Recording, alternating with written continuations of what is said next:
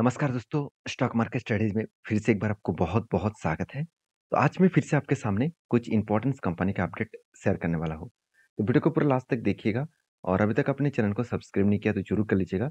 Continuously information और updates पाने के लिए चैनल के ऊपर बने रहिएगा। तो चलो देख लेते हैं कौन-सा कंपनी है इस वीडियो के अंदर।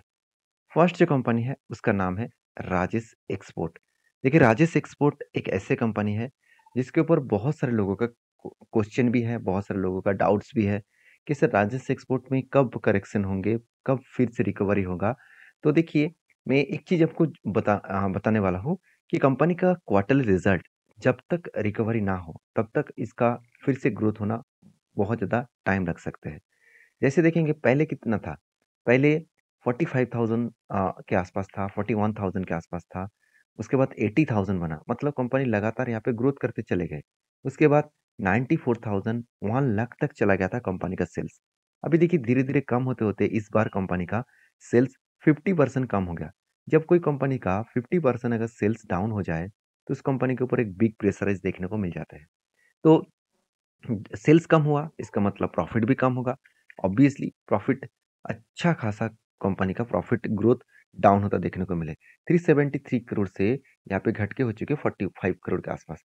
मतलब यहाँ पे प्रॉफिटेबिलिटी जो है, नेट प्रॉफिटेबिलिटी वो एक बहुत हद तक यहाँ पे डाउन हो चुके हैं। बाकी इस कंपनी के ऊपर आपका क्या ओपिनियन है? ज़रूर मुझे कमेंट्स करना कि शेयर में अगर प्रॉफिटेबिलिटी कम हो, क्या उस कंपनी के ऊपर ग्रोथ अभी देखने को मिलेगा? बिल्कुल नहीं। तो उसी सिचुएशन यहाँ पे चार्ट पैटर्न्स में देखने को मिले। तो देखिए एक लंबा-सा जो करेक्शन हुआ, लंबा-सा जो बिग फॉल देखने को मिला, वो यही वजह से, यही कारण की वजह से। मैं आपको इतने दिनों से यही बात बता रहा था कि कंपनी पहले 1 बार नहीं, 2 बार नहीं, ऑलमोस्ट 4 से 5 बार एक रेंज के हिसाब से कंपनी ट्रेड किया और इसी रेंज के हिसाब से कंपनी के ऊपर एक अच्छा खासा यहाँ पे टारगेट मिला। तो टारगेट जब इस रेंज के बेसिस में मिला 1 बार, 2 बार, 3 बार, 4 बार, 5 बार, उसी टारगेट मिलने के बाद कंपनी के ऊपर एक बिग फॉल देखने को मिले हैं और यहाँ पे मैंने आपको ये भी बताया कि जिस तरीके से करेक्शन हो रहा है, देखिए मेरा एंट्री लेवल यहाँ पे है। मैं अभी भी इसकी होल्ड कर रहा हूँ क्योंकि मुझे लॉसेस भी चल रहा है। फिर भी मैं इस कंपनी के ऊपर इसीलिए होल्ड कर रहा हूँ क्योंकि मैं जानता हूँ, इस कंपनी के ऊपर आज नहीं तो कल फिर से रिकवरी होने का कोशिश होंगे। ये मेरा खुद का ओपिनियन है। देखिए मैं आपको नहीं बता रहा हूँ कि मैंने एंट्री लिया, आप भी ले लीजिए क्योंकि हर किसी का अलग-अलग ओपिनियन है। मैंने एंट्री क्यों लिया वो मैं आपके साथ शेयर करता हूँ। क्योंकि देखिए इस कंपनी का 30% मार्केट शेयर खुद के पास है। मतलब ऑल ओवर इंडिया में नहीं, ऑल ओवर वर्ल्ड में गोल्ड माइनिंग का जो टोटल मार्केट शेयर है, उसमें 30% मार्केट शेयर इसी के पास है। और सबसे मज़ेदार बात ये है, इस कंपनी इंडिया के third largest jewellery making company है। तो इतनी बड़ी कंपनी के ऊपर आज एक नेगेटिव सेंटीमेंट क्रिएट हुआ, तो अभी आप देख सकते हैं किस तरीके से यहाँ पे करेक्शन हुआ और इस रेंज के अंदर इतने दिनों तक होल्ड कर रहा है। और मुझे नहीं लग रहा है कि वो ऊपर जा पाएँगे क्योंकि देखिए वॉल्यूम बहुत वीक होता जा रहा है। इसका मतलब जो जो कंपनी ऊपर जाने के लिए जो कोशिश कर रहा था, वो ऊपर नहीं जा पा रहा है। और वॉल्यूम वीक होने का मतलब क्या है कि बायर जो है वो उतना ज़्यादा एक्टिव नहीं कर पा रहे इसको और इसीलिए एक बिग फॉल होने के लिए इंतज़ार कर रहा है। अभी देखिए इसका जो रिज़ल्ट है वो 14 तारीख को मतलब कल के दिन इस कंपनी का रिज़ल्ट आने वाला है और इस रिज़ल्ट आने के बाद ही पता चलेगा कि कंपनी ऊपर जाएगा कि नीचे आएगा। तो मुझे नहीं लग रहा कि कंपनी का रिज़ल्ट इस बार भी अच्छा आने वाला है, कि अभी भी इस कंपनी का जो मेनली बिज़नेस है, वो यूरोप में, चाइना में और रसिया और सॉरी यूरोप, चाइना और साथ ही साथ अमेरिका इस तरीके से कंट्रीज़ में कंपनी प्रोडक्ट को ज़्यादा बेचते हैं। चलो एक बार मैं आपको दिखाई देता हूँ तभी और भी आपको क्लैरिटी मिल जाएगा। अगर मैं इस चीज़ों को आपके साथ शेयर कर लूँ, तो आप ध्यान दीजिएगा इस चीज़ों को। देखिए यूरोप में, इंडिया में, चाइना में, north America, south America, middle east country में सारे जगह पे कंपनी माल बेच रहा है। तो जिस जगह पे माल बेचा जा रहा है, उस जगह पे ज़्यादा से ज़्यादा यूरोप में और अमेरिका में यहाँ पे इकोनॉमिकली स्लो डाउन देखने को मिला है, जिसके चलते कंपनी का हालत आज इस तरीके से बिगड़ चुके हैं। अगर इकोनॉमिकली स्लो डाउन फिर से रिकवरी हो जाए, तो फिर से इस कंपनी के ऊपर एक ग्रोथ देखने को मिलेगा। तो फिलहाल के लिए मेरा क्या पोज़ीशन है, मेरा पोज़ीशन मैं ज़रूर कहूँगा, मैं कंटिन्यू अभी नेगेटिव ट्रेंड में हूँ और मेरे हिसाब से मुझे यहाँ पे बिग फॉल और भी एक बार देखने को मिल सकता है और ₹225 के आस-पास आने का चांसेस भी है। बाकी आप किस तरीके से इस कंपनी को सोचते हैं, ज़रूर मुझे कमेंट्स करके बताना। नेक्स्ट नेक्स्ट जो कंपनी है, उसके बारे में चर्चा करूँ, उसका नाम है IREDA मतलब इरेडा। तो IREDA जो है, वो मेरे हिसाब से एक ऐसे कंपनी है, एक ऐसे बेस्ड कंपनी है, जो आज नहीं तो फ्यूचर में अच्छा खासा एक धमाका करने वाला है। पहले ही देखिए ऑलमोस्ट धमाका कंपनी कर चुके हैं।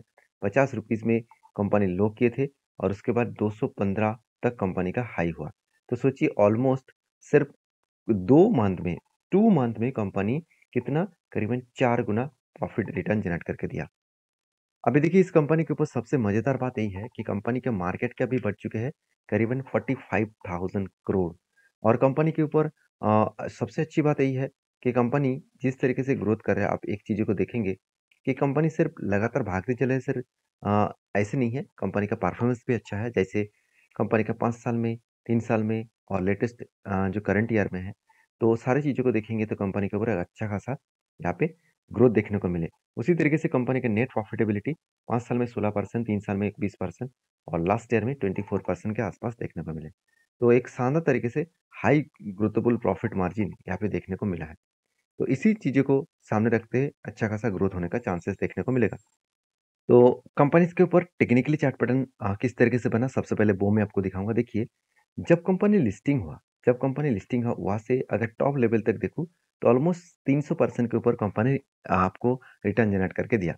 अभी देखिए, सबसे इम्पोर्टेंट पॉइंट क्या है कि देखिए यहाँ पे स्टार्टिंग होने के बाद एक रेंज बना था, उसके बाद ब्रेकआउट किया, ऊपर गया, फिर से यहाँ पे एक रेंज क्रिएट हुआ, उसके बाद ऊपर गया, फिर से मुझे लग रहा है जिस तरीके से करेक्शन लगातार करेक्शन हो रहा है, तो जो लोग सोच रहे थे कि कंटिन्यूअसली ऊपर जा रहा है, फिर भी मैं बाय कर लूँ। और मुझे बहुत सारे दोस्तों ने ये भी कमेंट्स किया, सर मेरा होल्डिंग टॉप लेवल में है, अभी क्या करूँ?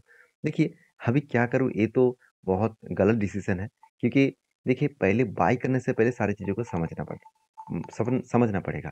क्योंकि देखिए, हम लोग बाय कहाँ पे कर रहे हैं? हमेशा एक चीज़ मैं आपको बोलता आया हूँ कि अच्छे कंपनी को हमेशा टॉप में कभी भी बाय मत करना। अच्छी कंपनी अगर आपको बाय करना है, तो हमेशा उसको रिकवरी होने दीजिए। फिर से अगर रीबैक करे तो उस जगह पे मैं ज़रूर एंट्री लेता हूँ। यहाँ पे होता क्या है, मुझे अच्छा कंपनी डिस्काउंट में मिल जाता है और वहाँ से रिकवरी होने का भी कोशिश, मतलब वहाँ से रीटेस्ट करेगा, रीबैक करेगा, तो वो टॉप लेवल तक ईज़िली वो जा पाएँगे। जैसे आप देखेंगे कि यहाँ पे नीचे आया, उसके बाद देखिए ऊपर गया और वही लेवल तक गया। उसके बाद देखिए उसको ब्रेकआउट करने के बाद बड़ा लेवल देखने को मिला। तो ये टोटली नेचर है शेयर का, इसी तरीके से वो चलते रहते हैं। हमेशा आपको मैं बार-बार बोलता हूँ कि फोमो बाइंग मत करिएगा। फोमो बाइंग का मतलब है कि लग रहा है कि इतना ऊपर गया, चलो मैं यहाँ पे बाय कर लेता हूँ, और भी ऊपर जाएगा। हाँ, बिल्कुल जाएगा, मगर फिलहाल के लिए इतना जो जर्नी हुआ है, क्या वो जर्नी सही दिशा में हो रहा है? बस सही तरीके से हो रहा है? अगर मैं इस कंपनी के मैं क्वार्टरली रिज़ल्ट आपको दिखा दूँ, तो आप यहाँ पे देखेंगे तो कंपनी के सेल्स में इस बार भी सेल्स बढ़ता हुआ देखने को मिले। एक एक्सपेंस कंट्रोल करने के बाद नेट प्रॉफिट भी बढ़ता हुआ देखने को मिले। जब प्रॉफिटेबिलिटी बढ़ता हुआ देखने को मिले, सेल्स बढ़ता हुआ देखने को मिले, तो कंपनी के ऊपर एक एक्सपेक्टेशन हर किसी का है कि कंपनी अच्छा खासा ग्रोथ करेगा। कंपनी का सबसे जो वीकनेस पॉइंट है, वो है कंपनी का एनपीए। जो पहले 2% हुआ करता था, वो धीरे-धीरे करके थोड़ा-सा कम हुआ। अभी इस बार एनपीए तो पब्लिश नहीं हुआ, तो एनपीए अगर अच्छा खासा बने, तो फिर से यहाँ से रिकवरी होने का कोशिश करेंगे। तो मुझे नहीं लग रहा कि उतना खास परफॉर्मेंस देखने को मिला है, जिसके चलते रिज़ल्ट आने के बाद अच्छा खासा धमाका तो हुआ था, अभी प्रॉफिट बुकिंग होना स्टार्ट हो चुके हैं। जो लोग यहाँ पे बाय कर रहे थे, बाय करके चले थे, उसको प्रॉफिट बुकिंग करना है। तो प्रॉफिट बुकिंग भी वो कंटिन्यू कर रहा है। तो आपकी क्या ओपिनियन है इस कंपनी के ऊपर ज़रूर कमेंट्स करना। नेक्स्ट जो कंपनी है उसका नाम है रेल विकास निगम लिमिटेड, जिसको हम लोग आरबीएनएल नाम से जानते हैं। तो आरबीएनएल एक ऐसी कंपनी है जिसके ऊपर सेम टू सेम यहाँ पे भी देखिए एक रेंज क्रिएट हुआ, उसके बाद ब्रेकआउट हुआ और मैंने 30% का टारगेट रखा था। तो 30% मिलने के बाद फिर से एक रेंज बनना बनना स्टार्ट हो चुके थे। यहाँ पे फिर से एक बार रेंज बना। इस रेंज से जब भी ब्रेकआउट करेगा तब मैं एंट्री लेने वाला था। मगर हुआ कुछ उल्टा, यहाँ से बिग फॉल देखने को मिला। अब इस फॉल होने के पीछे रीज़न कौन-सा है, चलो मैं आपको बताता हूँ। कंपनी का जो क्वार्टरली रिज़ल्ट है वो फाइनली आ चुके हैं। तो रिज़ल्ट में कुछ ख़ासियत पॉइंट नहीं दिखा। रिज़ल्ट ख़राब दिखा, जैसे 5,000 से 4,600 करोड़ और एक्सपेंस को कंपनी मेंटेन करने के बाद नेट प्रॉफ़िट 382 करोड़ से 359 करोड़ के आसपास देखने को मिला। इसका मतलब नेट प्रॉफ़िटेबिलिटी कंपनी के ऊपर एक ही रेंज के हिसाब से नहीं हुआ, कंपनी प्रॉफ़िट कम किया है।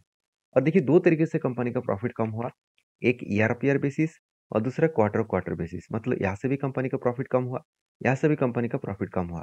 तो दोनों तरीके से कंपनी का प्रॉफ़िट यहाँ पे कम होता देखने को मिले। अभी देखिए इस कंपनी के ऊपर सबसे मज़ेदार बात क्या है, एज़ ए इन्वेस्टर। इन्वेस्टर के बारे में बात करूँ, देखिए प्रोमोटर से लेकर एफएसडीएस पब्लिक हर किसी के पास इन्वेस्टमेंट तो है, मगर उतना ज़्यादा इन्वेस्टमेंट नहीं है एफएसआरडीएस के पास। हाँ, मान ही लेता हूँ कि जो इंस्टीट्यूशन है, मतलब जो इन्वेस्टर है, उसमें इस बार थोड़ा-थोड़ा करके बाय करना स्टार्ट किए। एफआईएस भी किया, डीएस भी किया, तो अच्छा खासा इन्वेस्टमेंट तो हो रहा है। मगर एक चीज़ को आप नोटिस नहीं करे होंगे कि लास्ट कुछ फ्यू मंथ्स में कंपनी के ऊपर बिग-बिग सेल ऑफ हो रहा था। अभी धीरे-धीरे करके म्यूचुअल फंड थोड़ा-थोड़ा करके यहाँ पे क्वांटिटी को ऐड कर रहा है। तो सारे सिचुएशन को देखते हुए मैं एक ही बात कहूँगा कि कंपनीज़ के ऊपर हम लोग जो सोच रहे थे कि कंपनी के ऊपर अच्छा खासा रिज़ल्ट आने का चांसेस रहेगा, मगर यहाँ पे रिज़ल्ट कुछ उल्टा आता हुआ देखने को मिला है। तो मेरे हिसाब से एक तो प्रेशराइज़ है ऑब्वियसली, तो जिसके चलते कंपनी के ऊपर एक बिग फॉल देखने को मिला। तो जो लोग सोच रहे हैं कि कंपनी के ऊपर इतना बड़ा फॉल देखने को मिला तो कंपनी अभी एकदम डूब जाएगा, ऐसे बिल्कुल मत सोचिए। कंपनी के best of point of view से मैं बात करूँ तो कंपनी का अच्छा खासा ग्रोथेबल होने का चांसेस है। तो बाकी आपके क्या ओपिनियन है ज़रूर कमेंट्स करना। मुझे लग रहा है कि जिस तरीके से करेक्शन हुआ, वो यहाँ पे 197 ये जो लेवल है, इस लेवल तक आने का वो कोशिश करेंगे। तो मैं इस कंपनी के ऊपर बुलिश हूँ। जब कोई मौका मिले तो आपके साथ ज़रूर शेयर करूँगा। मैं कहाँ पे एंट्री ले रहा हूँ, वो भी मैं आपके साथ शेयर करूँगा। तो प्लीज़ मेरे वीडियो से आपको कोई रिकमेंडेशन नहीं है। प्लीज़ इस वीडियो को एजुकेशन पर्पज़ में लेना, सारी चीज़ों को समझ कर काम करना और बाकी आप इस कंपनी से आपको मतलब इस वीडियो से कुछ सीखने को मिले तो ज़रूर मुझे कमेंट्स करना। नेक्स्ट जो कंपनी है उसका नाम है कैस्ट्रॉल इंडिया लिमिटेड, जो एक 19,000 करोड़ के आसपास कंपनी है। तो कंपनी की बहुत बड़ा अपडेट है, वो है डिविडेंड का। कंपनी 21 तारीख को कंपनी डिविडेंड देने वाला है और वो भी ₹4.5 करके। तो ये अपडेट सिर्फ आपको देना था। अभी कंपनी के ऊपर काम आप करना चाहते हैं तो एक बार रिसर्च करके करिएगा। मिलते हैं नेक्स्ट वीडियो में, तब तक के लिए धन्यवाद।